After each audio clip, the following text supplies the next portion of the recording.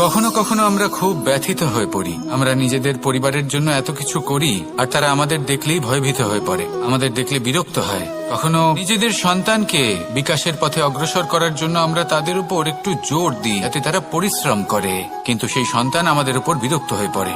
কখনো সন্তানকে সঠিক শিক্ষা দেওয়ার জন্য আমরা তাদের কিছু সীমা নির্ধারিত করি, তখন সেই সন্তানের চোখে নিজেদের জন্য আমরা ঘৃণা দেখতে পাই। মানুষ কেন ব্যথিত হবেন না?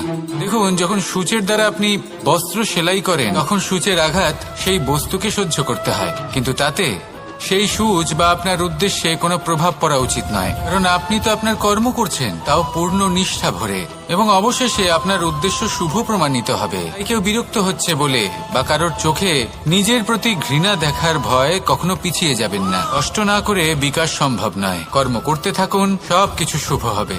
আসুন আমার সাথে ভালোবেসে বলুন, রাধা রাধা।